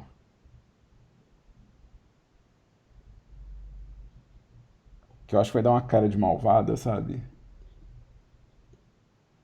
Vai ficar grandão e tal, mas. É, né? Tipo. Vai ficar grandão e combinando com a coisa, mas talvez valha a pena. Não, vai ser um estudo. É um estudo pra. Eu acho que vale a pena você dar uma olhada pra ver se fica legal, assim. Mas força a ponta, força a ponta.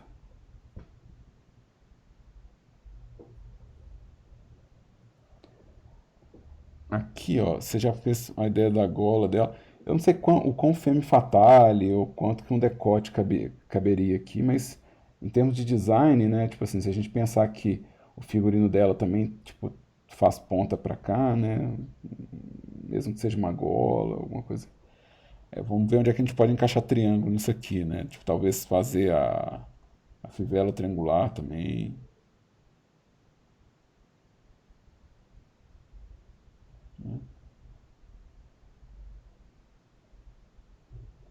Que aí a gente vai ter o lobo e elas são tipo uma conjunção de triângulos, né?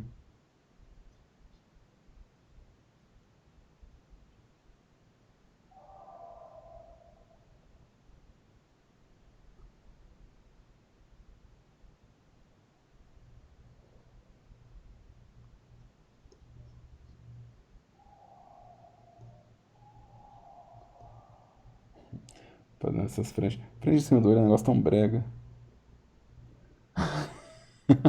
É total, total. Mas é porque tem pouco espaço, cara.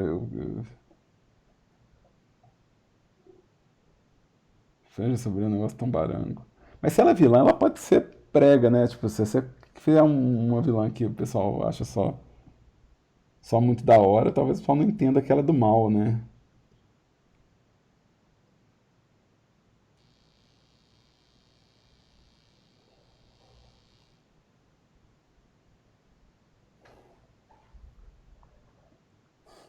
O vilão M ia ser tão engraçado, cara. O vilão M ia ser tão engraçado.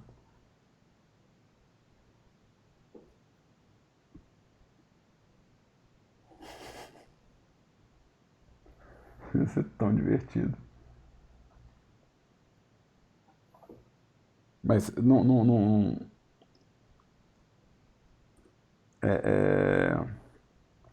acho que cabe pro jogo de vocês, não.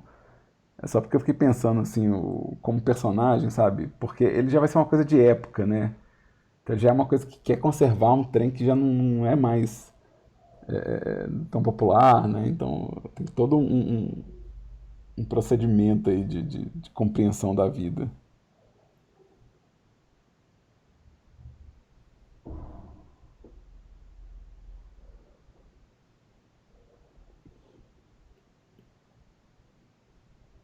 A imagem tá pequenininha, por isso que eu tô tendo essa. Deixa eu só marcar.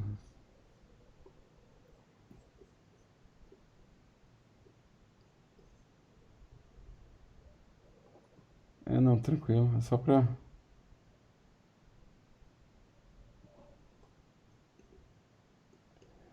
Eu tô rabiscando aqui, eu quero ver, tipo, que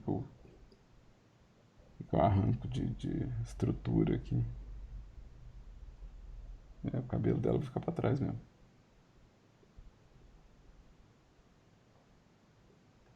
Só tô tentando entender o que eu rabisquei aqui por cima, tá? Só passo na limpo pra.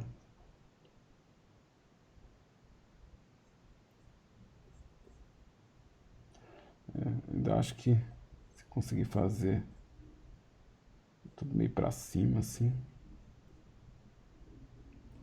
A mensagem da Alice não apareceu aqui. Tem um print.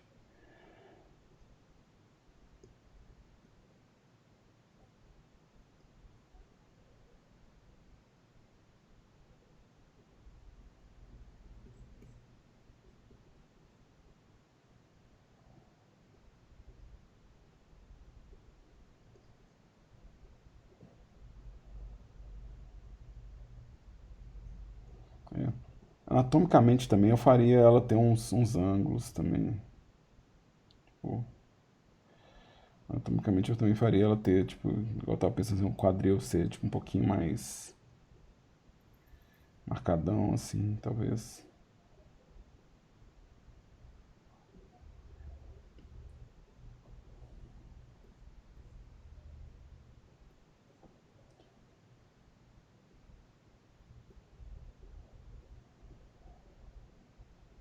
Até eu consigo fazer uma estrutura meio assim, de repente. E... Como é que é? Wolverine no quadrinho tinha uma bota que era assim, ó. Eu nunca entendi como é que funcionava aquela bota.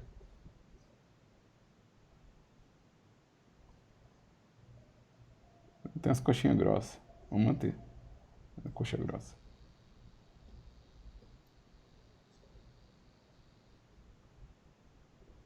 Depois você dá uma olhada.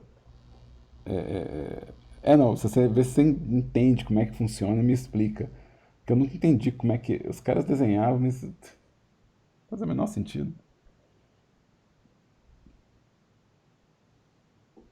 Rola. Cruella de Vil é muito massa. Cruella de Vil ela tem uma geometria na cabeça muito style. Cruella de Vil é muito foda. Muito foda.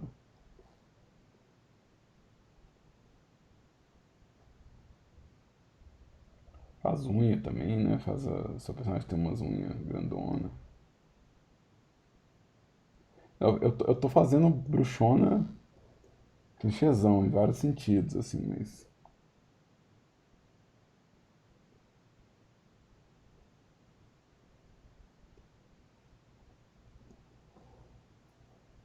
Bruxona clichêzão em vários sentidos, mas. É só pra tirar a ideia da cabeça. É assim, eu realmente, assim, do que eu fiz aqui, eu acho que se você conseguir manter, tipo, essa coisa do rosto mais angular, assim, acho que já ajuda bastante, assim, de você fazer formas mais, né, um maxilar mais pontudinho mesmo, o queixo mais fino.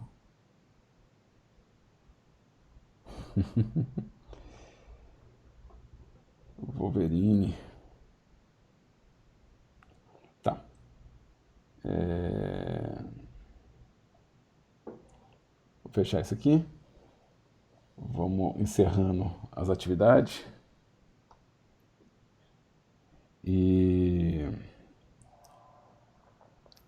como sempre, eu vou agradecer a todo mundo que veio. Obrigado, pessoas que apareceram durante a aula. É... A aula está gravada, daqui a pouco ela está online no YouTube. E semana que vem a gente tem nossa aula normal. Vocês podem trazer os modelos que vocês estiverem fazendo, o material que estiverem produzindo para a gente olhar. Né? Vale qualquer material que vocês estiverem trabalhando. E, no mais, um bom final de semana aí para todo mundo, né? Todo mundo que assistiu comigo aqui ao vivo ou que está vendo isso há tempo. E se você está vendo isso no futuro, eu espero que faça algum sentido para você.